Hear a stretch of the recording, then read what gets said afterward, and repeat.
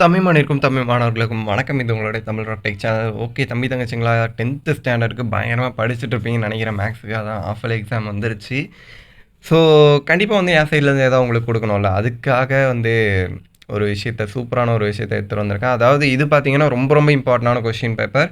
So question paper இல்லை, important question. ஓகேங்களா, last மினிட்ல நீங்கள் வந்து என்ன ப்ரிப்பேர் பண்ணலான்னு யோசிச்சுட்டு இருக்க டைமில் வந்து ஸோ இதை பார்த்தீங்கன்னா உங்களுக்கு வந்து ஒரு கிளாரிட்டி கிடைக்கும். இது வந்து பார்த்தீங்கன்னா கவர்மெண்ட் சைட்லேருந்து கொடுத்த ஒரு அஃபீஷியலான இம்பார்ட்டன்ட் கொஷின்ஸ்.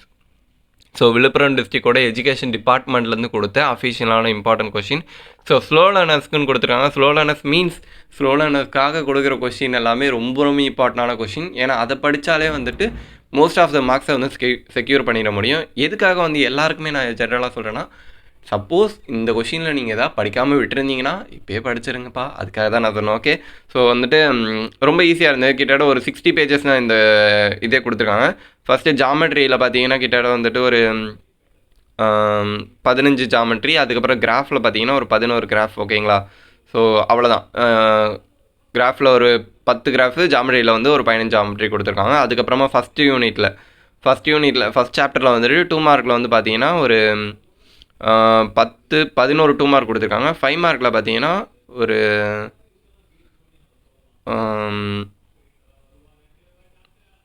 5 மார்க்கில் வந்து பார்த்தீங்கன்னா ஒரு 14 5 மார்க் கொடுத்துருக்காங்க.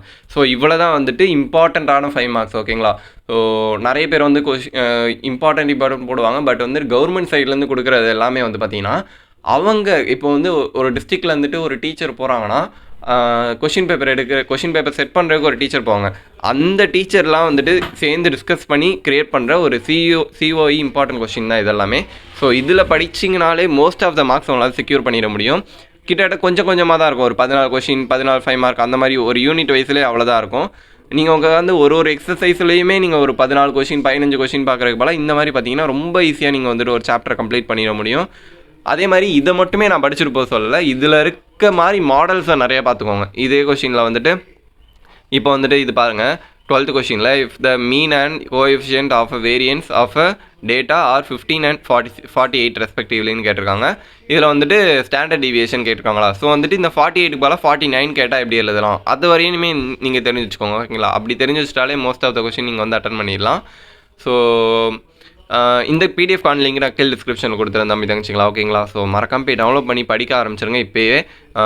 லாஸ்ட் மினிட்ல பார்த்தீங்கன்னா இதை வச்சு ரெஃபர் பண்ணும்போது உங்களுக்கு இந்த கொஷின்லாம் தெரியும்னா ரொம்ப ஈஸியாக இருக்கும். ஓகே, இந்த ஸ்டெப்பு இப்படி பண்ணணும் அப்படின்னு ஒரு சின்ன ஒரு ஓவர் ரிவ்யூ மாதிரி நீங்கள் பார்த்துட்டு போயிட்டே இருக்கலாம்.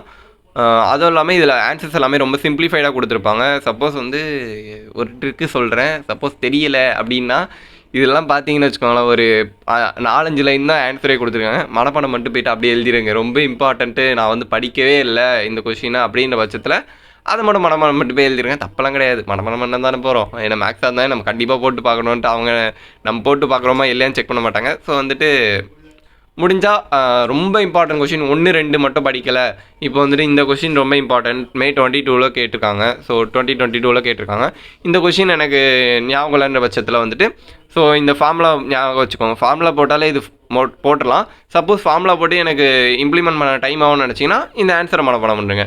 10 4 9 4 5 9. ஸோ வந்துட்டு இந்த மாதிரி கொஞ்சம் லாஸ்ட் டைமில் வந்துட்டு பண்ணுறதுக்கான டிப்ஸ் தான் இது. எப்பயுமே பண்ணுறதுக்கானது இல்லை. லாஸ்ட் டைமில் இப்போ எனக்கு டைமே இல்லை, இப்போ பார்க்கணுன்ற டைமில் மட்டும் இது யூஸ் பண்ணிக்கோங்க.